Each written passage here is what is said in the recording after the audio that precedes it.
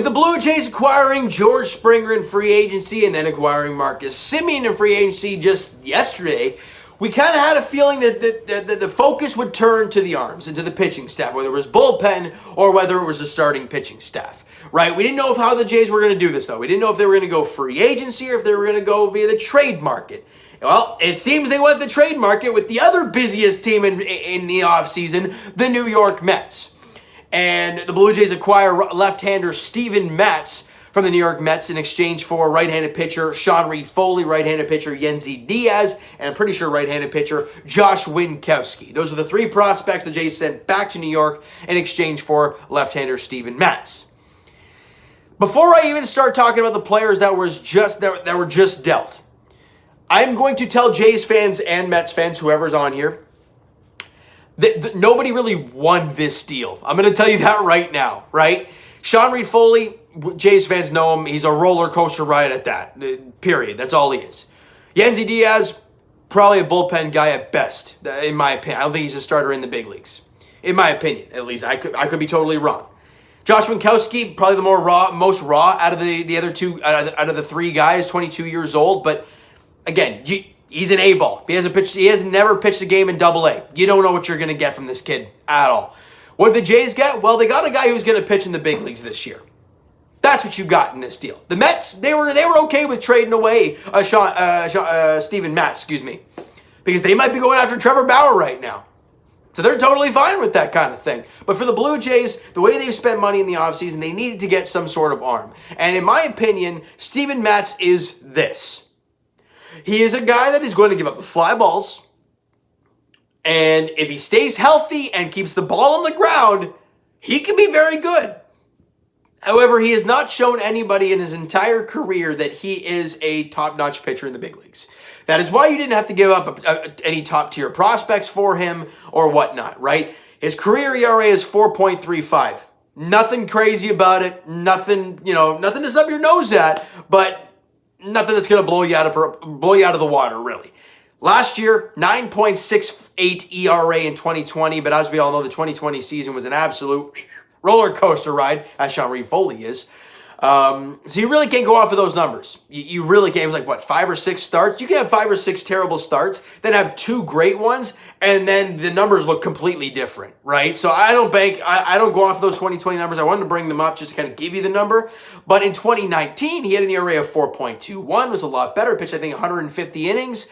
Again, was pretty good. He was pretty healthy in that year. So that's great to see from Steven Matz. That's kind of the guy you want to see. However, the long ball is the problem.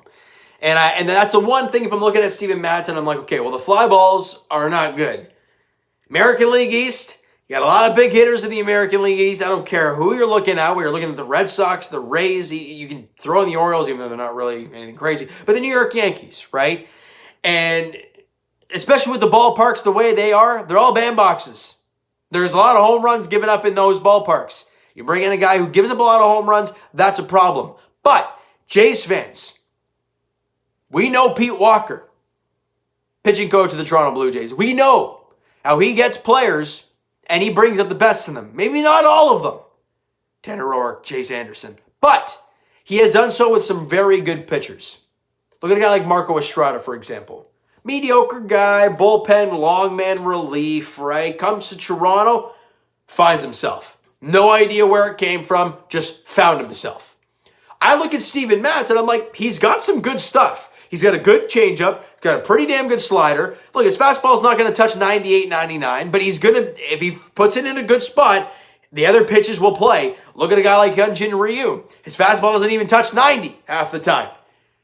But his off-speed stuff is that good that if he throws quality strikes with his fastball, the other stuff will play. You find a way to get Steven Matz to throw strikes in quality spots, his wipeout pitches will play. But it's all a waiting game. It's all a wait and see game. And that's what this trade is for both teams. Mets fans, and even Jays fans, here's the stuff of the other guys. The Sean Reid-Foley, Yancey Diaz, and Josh Winckowskie. Let's start with Sean Reid-Foley. As I mentioned, a roller coaster ride. He'll give you one fantastic outing. You're like, man, this guy is going to be real good. Jays fans, we saw that. The next game, he won't get out of the first inning. He'll walk 6 guys, and you're like, what happened? He's all over the place. You never know what you're going to get from Sean Reid-Foley night in, night out. Now, can that change in New York? Absolutely. Absolutely it can. But as a Toronto Blue Jay, it did not work for him. They waited. They gave him opportunity after opportunity to play in the big leagues, to start, to go in the bullpen. It just did not work for Sean Reid-Foley. He did all right in the bullpen this past year, but if that type of piece is a make it or break it deal to get a lefty, whether it's Steven Matz or anybody else, you make that deal. All right? Yancey Diaz is a guy that if you were watching my videos a couple years back, you'll know that I was keeping an eye on the minor league system quite often, and Yancey Diaz was a guy that I was really looking at. Again, a guy that was 21, 22 years old, kind of going through the system at a pretty decent pace, putting up some pretty good numbers, and I'm like, all right, this guy's not bad. In 2019, he had an ERA of 3.74 in AA, which ain't bad. But now he's 24 years old, and you're at that point where, like, well, at 24, you kind of want to see this guy in the big leagues. But his one game in the big leagues for the Toronto Blue Jays, I think it was back in 2019. I think he walked the bases loaded. He walked 4 straight. Well, you know, I think he had the first guy out, and we're like, all right, good stuff. And he walks the bases loaded and walks in the next guy, and that was it for the big leagues for Yancey Diaz. Now, it was one outing, so you really can't blame the guy too much on that kind of thing. But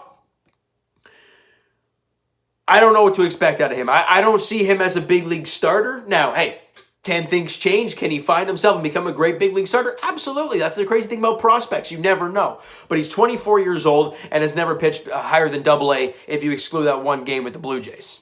So there's that. Josh Winckowskie, in my opinion, is the guy that's kind of the most raw out of all the guys. Obviously, the youngest out of the 3 of them, 22 years old. He pitched in Dunedin and Lansing back in 2019 and put up some very good numbers in those 2 leagues. That's why I was very high on him when he was there. But the problem was, he was 20 when he was there. And I'm like, damn, this guy's in advanced A-ball, putting up those numbers at 20 years old. That's not bad, right? But now he's 22 years old. He's never pitched a game at AA, so you don't know what you're going to get. You have no clue what you're going to get from him. So like I said earlier, guys, the Blue Jays got a guy that might be a project. It might work, it might not. The Mets got 3 guys. It might work, it might not. They're all question marks. That's all it is, this trade. Do I think the Jays, I wouldn't say won the trade because we don't know what those other guys are going to turn out to be.